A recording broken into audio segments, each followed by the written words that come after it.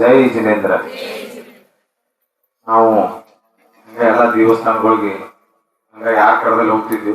ಆದ್ರೆ ಇವತ್ತಿನ ದಿವಸ ನನಗ ನಾ ಹುಟ್ಟಿ 47ನೇ ವರ್ಷ ನನಗೆ ನಡೆದಿದೆ.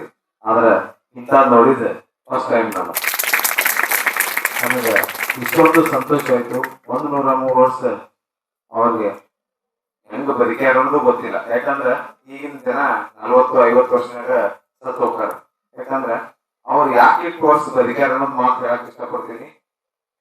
ಅವ್ರ ತಿನ್ನು ಆಹಾರ ಇರ್ಬೋದು, ಟೈಮ್ ಟು ಟೈಮ್ ಊಟ ಮಾಡೋದಿರ್ಬೋದು. ಜೈನ್ ಸಮಾಜ ಒಳಗ 6 ಗಂಟೆಗೆ ಊಟ ಮಾಡ್ತಾರ. ಯಾಕೆ ಊಟ ಮಾಡ್ತಾರ? ಅವರು ಆರೋಗ್ಯವಂತವಾಗಿ ಇರ್ತಾರ ಅನ್ನೋದು ಇದೇ ಸಾಕ್ಷಿ ಅಂತ ಹೇಳಕ್ ಇಷ್ಟಪಡ್ತೀನಿ.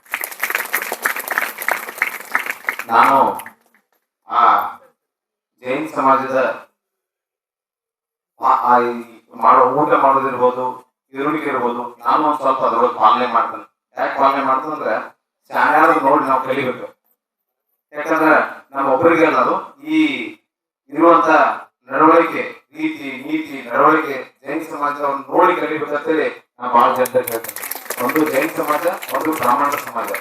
ಯಾಕೆ ಹೇಳ್ತೇನೆ ಅಂದ್ರೆ ಇರುಳಿಗೆ ಹೆಂಗಿರ್ತೈತೆ ಅವ್ರದಂದ್ರೆ ಸ್ವಚ್ಛತೆ, ನೀಟತೆ, ಏನೋ ಒಂದು ಯಾವುದೇ ಭಕ್ತಿಗಳಾಗ್ಲಿ, ಉದ್ಯೋಗದಾಗಲಿ, ಕೆಲಸಗಳಾಗ್ಲಿ ಒಂದು ನೀಟತೆ ಅನ್ನೋದು ಇರ್ತೈತೆ ಅವ್ರು ಜೈನ್ ಸಮಾಜವ್ರು. ಆದ್ರ ಈ ಅಜ್ಜಿಯನ್ನು ನೋಡಿದಾಗ ನನಗೆ ದೇವ್ರನ್ನ ಕಂಡಂಗ ಆಯ್ತ. ಅವ್ರ ಕಡೆಯಿಂದ ನನಗೆ ಆಶೀರ್ವಾದ ಆಯ್ತು.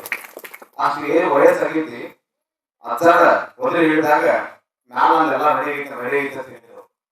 ಇವ್ರಿಗೆ ಆಶೀರ್ವಾದ ಮಾಡಿದಾಗ ನಾನು ತಲೆ ಮೇಲೆ ಕೈ ಆಶೀರ್ವಾದ ಮಾಡಿದಾಗ ನನ್ನ ಮೈಕೂರೆಲ್ಲ ಜುಮ್ ಬಂದು ನನಗ ಇದು ನೋಡಿದಾಗ ಏನೋ ಒಂಥರ ಎಲ್ಲಿ ಬಂದೇನೆ. ಯಾವತ್ತ ಇವತ್ತು ತಪಸ್ ಓದಿದ್ದೆ ಯಾವಲ್ಲ ದೇವರ ಸರ್ಕಾರ ಅವ್ರ ನೀ ಬಂದು ಹೋಗ್ರಿ ಹಿಂಗ ಐತೆ ಅಂದ್ಕೂಡಲೇ ಬರ್ತನ ಸರ್ಕಾರ ಅಂತೇಳಿ ದೇವರ ಸರ್ಕಾರ ಅವ್ರು ಹೇಳಿದಾಗ ನನಗೆ ಇಲ್ಲಿ ಬಂದೆ. ಇಂತಹ ಸಂತೋಷಗಳು ಸಿಕ್ತು.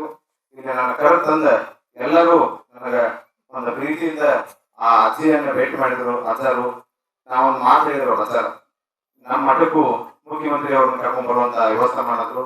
ದಯವಿಟ್ಟು ಅವ್ರ ಅಜ್ಜಾರ ಏನ್ ಹೇಳ್ಯಾರ, 100ಕ್ಕೆ 100 ಒಂದ್ ದಿವಸ ಈ ಸರ್ಕಾರ ಇರೋದ್ರೊಳಗೆ ಹೋಗಾಗಿ ಮುಖ್ಯಮಂತ್ರಿ ಅವರು ಇಲ್ಲಿ ಕರ್ಕೊಂಡು ಬರುವಂತ ಕೆಲಸ ಮಾಡ್ತೀನಿ ಅನ್ನುವಂತ ಮಾತು ಹೇಳಿ ನನ್ನ ಮಕ್ಕಳಿಗೆ ವಿರಾಮ ಮಾಡ್ತೀನಿ. ಜೈ ಜಿನೇಂದ್ರ.